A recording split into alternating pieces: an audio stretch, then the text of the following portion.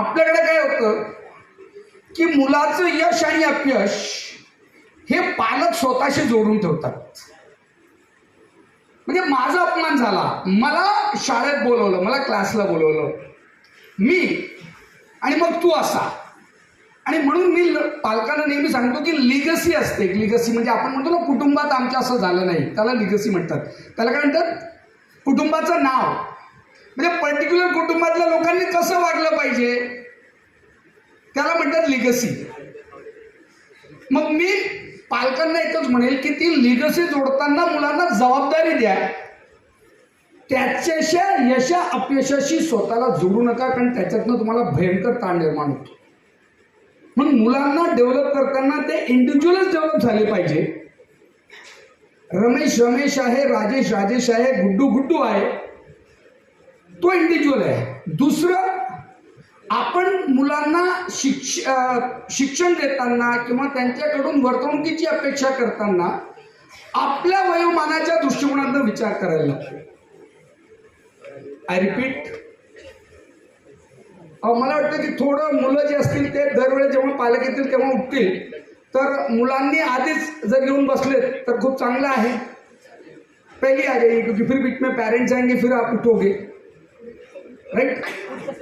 चलो, थँक्यू. जोरदार टाळ्या या विद्यार्थ्यांसाठी. येस. सो ओके, लावू दे ना थोडंसं. अरे तू सरकार करण्यापेक्षा आपण ऍडजस्ट करायचं. Yes, thank you. So okay, come back to stage. आपण इंडिव्हिज्युअलिटी मुलांची स्वीकार केली पाहिजे. माझी सामाजिक, आर्थिक, कौटुंबिक परिस्थिती वेगळी होती, माझ्या वडिलांची परिस्थिती वेगळी होती, त्यांनी जे संगोपन केलं त्यांच्या परिस्थितीनुसार केलं. आजचा मुलगा, माझा मुलगा हा इंडिव्हिज्युअल आहे, पहिले हे स्वीकार करायला पाहिजे. इंडिव्हिज्युअलिटी स्वीकार करणं म्हणजे काय, तर त्या आपल्या पाल्याला त्याच्या गुणदोषासहित स्वीकारणं. लक्षात घ्या, 100% no one is right. I am a good psychologist, but माझ्यात ही प्रॉब्लेम आहे. असं म्हणताच येणार नाही की नाही मी सायकोलॉजिस्ट आहे, मी मोठा ट्रेनर आहे, ते I am 100%. No one is 100%. पण जेव्हा मी एखाद्याच्या जवळ जातो, एखादा माझा मी म्हणतो आणि तो मला माझा म्हणतो, तेव्हा आपण एक गोष्ट स्वीकारतो की त्या व्यक्तीला आपण कसं स्वीकारलं पाहिजे? गुणदोषासहित स्वीकारलं पाहिजे. तर हे माझं मूल आहे, याच्यामध्ये काही गोष्टी चांगल्या आहेत, काही गोष्टी लॅकिंग आहेत. वाईट नाही म्हणता येणार, पण काही गोष्टींमध्ये हा लॅकिंग आहे. म्हणजे काही विषय याचे बरेच चांगले आहेत, तर काही विषयांना याला चॅलेंज आहे.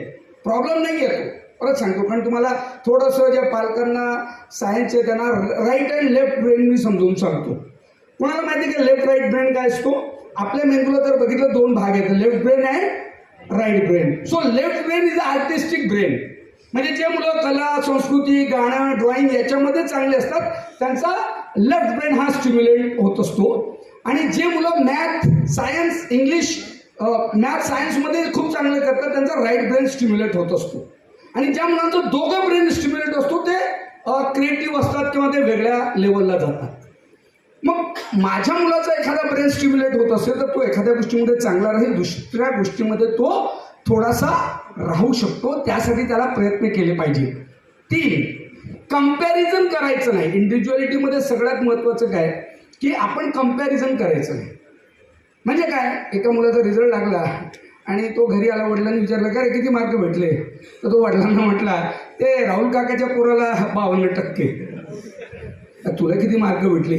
त्या महेश आपले जे ना त्यांच्या पोराला, मामाच्या पोराला फक्त 54%.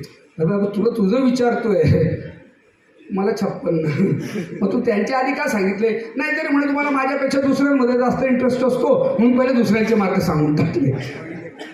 आणि ते सांगितले ज्यांना त्याच्यापेक्षा कमी होते. हे पोरं हुशार आहेत, जास्त वाल्यांचे सांगितले नाही. म्हणजे काय, what we do, we compare our child. मग तुम्ही म्हणाल सर मग कंपॅरिझन आहे तर नैसर्गिक आहे. मग मी तुम्हाला एकच गोष्ट शिकवतो, कम्पेअर करावं. आणि तुम्हाला सांगतो बेटा, कम्पेअर केलं पाहिजे. तुम्ही पण कंपॅरिझन करायचं, पण स्वतःला सोबत कम्पेअर केलं पाहिजे. तुम्हाला जर कम्पेअर करायचं असेल तुमच्या मुलाला, तर मागच्या वर्षाच्या रिझल्टपेक्षा या वर्षी तो काय इम्प्रूव्ह करतोय, मागच्या वर्षापेक्षा त्याचा परफॉर्मन्स काय इम्प्रूव्ह करतोय हे तुम्ही त्याचं कंपॅरिझन केलं पाहिजे दुसऱ्या मुलांपेक्षा. तिसरी आणि महत्त्वाची गोष्ट, आत्ताच्या मुलांचं इमोशनल इम्बॅलन्स खूप झालेलं आहे. माफ करा, पण आत्ताच्या मुलांचं सगळ्यात मोठा चॅलेंज आहे पालकांना, जे आज नाही कळत. तुम्हाला पालक म्हणून सांगतो, आज तुम्हाला नाही कळत 9वी 10वीला, पण 2 वर्षानंतर या मुलांमधले इमोशनल चेंजेस जेव्हा तुम्हाला कळायला लागतील ना, किती सहज ते इमोशन चेंज करतात, लक्षात घ्या. आणि म्हणून माझं म्हणणं आहे की आत्ताच्या पालकांचं सगळ्यात मोठं आव्हान ठरलंय मुलांचं इमोशनल बॅलन्स कसं मुलांना करता येईल, मुलांचा इमोशन्स कसे समजता येतील. तर त्याच्यामध्ये सगळ्यात मोठं तुम्हाला चॅलेंज जे आहे की ते समजून घेण्यासाठी तुमचं ऑब्झर्वेशन मुलांकडे असलं पाहिजे. माझ्या मुलामध्ये काय बदल होत आहेत, कुठले बदल होत आहेत, ते मी समजून घेण्याचा प्रयत्न केला. उदाहरणार्थ, मुलगी शाळेतनं आली, बॅग फेकला, काल ती आली होती ती वेगळी होती, आज थोडी वेगळी आली आहे. तर my role as a parent, as a आई, ॲज अ वडील काय आहे? हे काय फेकायची पद्धत आहे का दप्तर? We start like this. What we start? हे काय फेकायची पद्धत आहे का? ते बूट काढले नाही का? तुला कळत नाही? सी, तिच्या मूडमध्ये बदल झालेला आहे, काहीतरी घडलं आहे. ती आलेली आहे, आता पाणी वगैरे देऊन रितसर तिला सेटल्ड होऊ द्या आणि मग हळू तिला बोलतं करा. मी पालकांना नेहमी म्हणतो की शिकवण्यापेक्षा अंडरस्टँडिंगकडे लक्ष द्या. एक टर्मिनॉलॉजी आहे, let I will explain what is you are handling the child. तुम्हाला लागेल सर आता तुम्ही आम्हाला शिकवाल का मुलं कसे सांभाळायचे? तुम्ही मुलं सांभाळतात, 100% चांगली सांभाळतात, पण माझं मत आहे की तुम्ही मुलांना आता समजून घेण्याचा प्रयत्न करा. काय फरक आहे हँडलिंग अँड अंडरस्टँडिंग? मी 18 वर्षाचा होतो तेव्हापासून बाईक चालवतोय, म्हणजे मी बाईक काय करतोय मी बाईक हँडल करतोय, चालवतोय. पण प्लगमध्ये कचरा आल्या व्यतिरिक्त मला काय कळतं का बाईकमधलं? काहीच कळत नाही. याला म्हणतात अंडरस्टँडिंग द थिंग्स. आपण आपल्या मुलांना आता समजून घेतलं पाहिजे आणि समजून घेताना ऐकण्याचे पेशन्स. मग तिच्या मैत्रिणीसोबत भांडण झाले असतील, तिला वर्गामध्ये सरांनी अपमानजनक बोललं असेल, तिला बरंच काही शेअर करायचं असतं मुलाला. माझ्या शाळेत हे झालं, मला हे झालं. काही वेळेस तुम्ही बिझी असतात, तुम्हाला कायची रोज बडबड आहे, बट शी इज एक्सपेक्टिंग.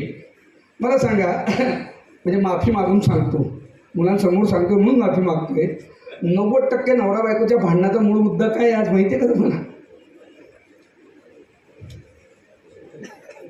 यांना माझं ऐकायला वेळच नाही, हे मला काय देत नाही, वेळ देत नाही. जर तुम्हाला वाटतं की माझ्या पार्टनरनं मला वेळ दिला पाहिजे, सेम एक्सपेक्टेशन या मुला मुलींची आहे. कारण ही ज्या वयात आहे ना, यांच्यासोबत बरंच घडतंय, त्यांना कळत नाही. मैत्रिणीसोबत भांडण झालं म्हणून ती ताणात आहे. आणि तुम्हाला याचे परिणाम सांगतो. Why I am talking this topic, हे इमोशनल बद्दल मी का बोलतोय? कारण emotional intelligence lead the performance. आजच्या काळामध्ये हे सिद्ध झालंय की अत्यंत हुशार मुलं 10वीच्या परीक्षेमध्ये गडबडतात. त्याला कारण त्यांची बुद्धिमत्ता नाही, क्लासेस नाही, त्यांनी अभ्यास नाही केला असं नाही, तर ते इमोशनली त्या 3 तासामध्ये परफॉर्मन्स करताना ज्या गडबडी करतात त्याच्यामुळं त्यांचा रिझल्ट कमी येतो. हे समजून घ्या. कारण हे सिद्ध झालं आहे सायंटिफिकली की माणसाला जीवनात यशस्वी व्हायचं असेल तर त्याला त्याच्या IQ सोबत EQ सुद्धा तेवढाच महत्त्वाचा आहे. आता EQ म्हणजे इमोशनल क्वोशंट. अनेक पालक आमच्या मुलाचा IQ काय कमी आहे का? त्याचा IQ खूप चांगला आहे, पण त्याचा EQ कमी आहे. EQ कमी म्हणजे काय की तो विरोधी व्यक्तीशी बोलू शकत नाही, तो थोडंसं वेगळं काही झालं तर तो डिस्टर्ब होतो, थोडंसं कोणी काही बोललं का तो 2-2 दिवस. आता 2 दिवस जर मी अभ्यासच करत नाही, सर रागवले, मी ट्युशनला निघतो, ट्युशनला जात नाही. समजतंय? मी ट्युशनला निघतो पण ट्युशनला जात नाही. आता ट्युशनला निघतो का नाही? वडिलांची भीती. ट्युशनला का जात नाही? कारण सरांनी मला रागवलेलं आहे. See, this is the emotional disturbance. आणि याचा परिणाम परफॉर्मन्सवर होतो. याचा परिणाम कशावर होतो? परफॉर्मन्सवर होतो. म्हणून पहिली गोष्ट मी तुम्हाला सांगितली की मुलांच्या भावनिकता समजून घ्या. तिसरी आणि अत्यंत महत्त्वाची गोष्ट, अनेक पालक मला म्हणतात सर बरोबर आहे, प्रेमानं आम्ही किती वागतो तुम्हाला काय माहीत. उलट आजकालची पोरं जास्त प्रेमानं काय झाली? लाडावली. आणि जास्त लाड केले तर मुलं कुठं बसतात? हा, कोणाची मुलं बसतात? तुमचीच मुलं डोक्यावर बसवल्यात, काय हरकत ते पहिले तर बसू द्यात ना, तुमचीच मुलं तुमच्या डोक्यावर होते का शेजाऱ्याच्या डोक्यावर बसणार? एक है ना. दुसरं, तुम्ही लाड करता म्हणजे काय करतात? थोडंसं कन्सेप्ट क्लिअर करा. आता तुम्ही लाड करता म्हणजे काय करता माहितीये का? फक्त तुम्ही त्यांच्या डिमांड राख, तुम्ही मिशो सारखं त्यांच्या ऑर्डर्स पूर्ण करतात आणि तुम्हाला वाटतं तुम्ही लाड करताय. तुमची लाडाची कन्सेप्ट काय माहितीये का?